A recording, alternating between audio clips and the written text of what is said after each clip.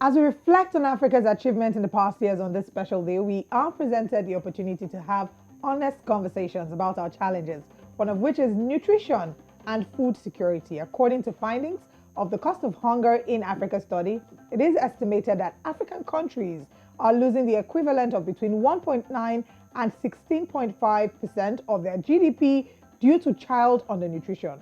It's also estimated that malnourished children are at a risk of losing more than 10% of their lifetime earning potential. The theme for this year's Africa Day is strengthening resilience in nutrition and food security on the continent. Now, joining us this morning from the United States to explore this conversation is Dr. Kemi Ezewanne, a medical doctor and public health advocate. Good morning, Dr. Kemi. Thank you for staying awake and, of course, for joining us this morning. Good morning. Thank you for having me. Absolutely. The theme for this year's Africa Day is, like I said, strengthening resilience in nutrition and food security in Africa. Why is the conversation about nutrition and food security so important, especially on the continent? Okay, so of course, food is very important. Like we need food to live.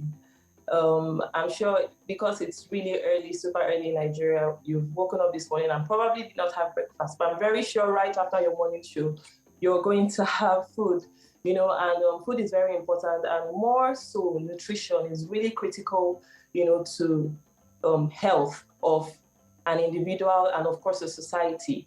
We need proper nutrition for us to have like safer pregnancies, for us to have, healthier children, for us to have people that are more productive at work, for us to have children that are able to learn and grow, and attain their potential. So food is really very important. And it's funny when I found out about the fact that we're talking about food, for as a focus for Africa Day 2022.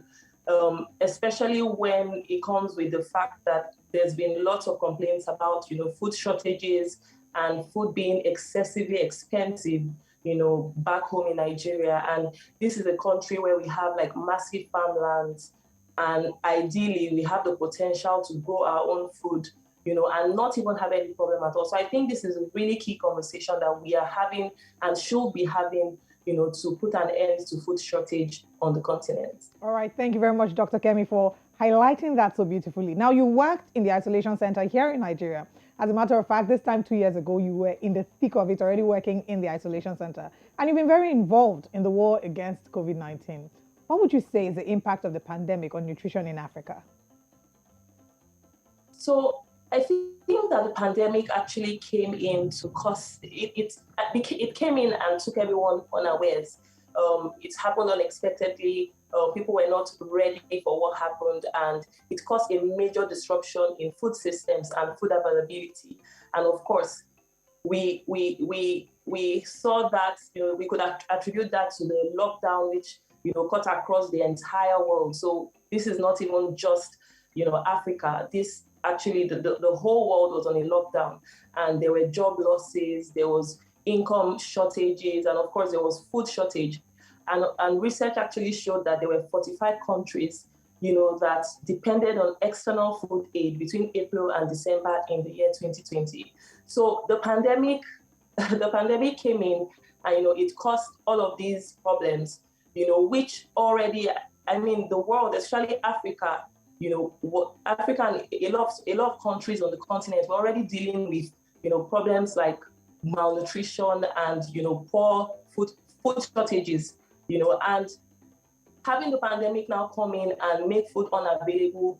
We saw videos of people going to supermarkets and trying to get food to eat, trying to like shop for food and scrambling for, literally the last foods that they saw on the shelves, and there were empty shelves and, all of that. And I think that the pandemic really just came, a lot of people lost their jobs, of course, and without steady income coming in, there were people that could not afford to eat 3 square meals. We already know that there are lots of school children that go to school without eating food. Now, a lot of these kids were home with their parents who could not work, who could not, give them proper food. And because of the fact that we do not actually have a good reporting culture, I think that we haven't even properly come to terms with the effect of the pandemic on nutrition and on food and, on the health of the populace generally, because of course, people die and they blame it on, all kinds of things, but there were actually people that possibly could have died, from not having enough food or from poor nutrition. Of course, we know that with the pandemic, people that suffered from the COVID-19 disease itself, there were people, they had like poor, their immune systems were actually, they had poor immune system or poor immune response. And so that further exposed them. So if they were not eating right, during that period, that obviously, exposed even the immune system of most of the people. So I think that the pandemic caused a major disruption. It caused gaps in the already existing problems that we had with food already. All right, Dr. Kemi, I think it's important for us to still have this conversation. You mentioned malnutrition being a major problem that we're facing here in Africa. Talk to us about what malnutrition is and what are some of the other challenges that we face here when it comes to prioritizing nutrition in Africa, and how do we, find our way around this? Okay, so malnutrition pretty much is not having enough food or eating food but not eating the right kinds of food. Of course, we know that there are various classes of foods.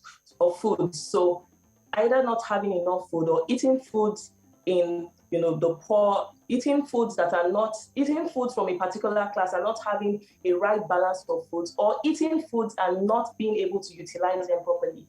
That essentially is malnutrition, and it really cuts across various parts. So there's undernutrition, there's poor nutrition, we've seen pictures, how they want to paint pictures of Africa and they show children, that have kwashiorkor and marasmus, and these are actually real people. There was a trending video earlier this year with a little child that died, on social media, and this boy was actually living in Nigeria, in Lagos, right there where we are, and he didn't have access to good food, and I think he died before his second birthday. So now it's important for me to state here that malnutrition is one of the causes of death in children under the age of 5. So a number of children, in fact, 1 in 9 children will not get to their 5th birthday because they are malnourished. That means that they do not have access to good nutrition or proper nutrition. And so malnutrition is a key problem. It's a problem especially for young children, because what we have with malnutrition is that it affects the vulnerable population. These are the young children, the adolescents, women of reproductive age, the elderly, and of course, people that have chronic diseases. When they are not able to get proper foods, it's interesting because a lot of people think that malnutrition, there are people that are good and, they attribute the fact that, they have a pot belly or, they are gaining weight. And so they say, they're properly nourished. But the truth is, a lot of these people, when you take their blood sugar, you check their blood pressure, because of poor nutrition, they have high cholesterol levels. So nutrition really cuts, and I think it affects all ages. Of course, there are people that are more vulnerable, but it affects all ages and it cuts across all ages. And malnutrition, essentially, like I've said, is not having enough food or having, a poor mix of food from the food classes, or eating food and not being able to utilize it properly. It's a problem and we need to deal with it. Okay, all right, fantastic. And of course, very, very well stated. Of course, a lot of people are going to be shocked that having a pot belly doesn't mean that you're very well nourished, because, that basically is a sign of living well in Africa when you're a little round on different angles. But thank you very much, Dr. Kemi. And I totally enjoyed seeing your outfit. Can you tell us what you're representing this morning? Well, I just wanted to, represent Africa. So I'm like, okay, I'm just going to throw on, something and I have African prints on, and I just wanted to celebrate the day. And you've done well. You look absolutely beautiful. Thank you very much for getting the memo and joining us, on this conversation. We look forward to having you again, because we know that there are several layers to some of the issues that Africa faces as regards prioritizing nutrition. So we look forward to having you again, joining us to break down these issues and the way out. Thank you for having me. Be safe. All right. Thank you very much. And of course, still talking Africa Day and, having conversations across Africa. We have a little more, actually more than a little more coming your way, in the next hour plus.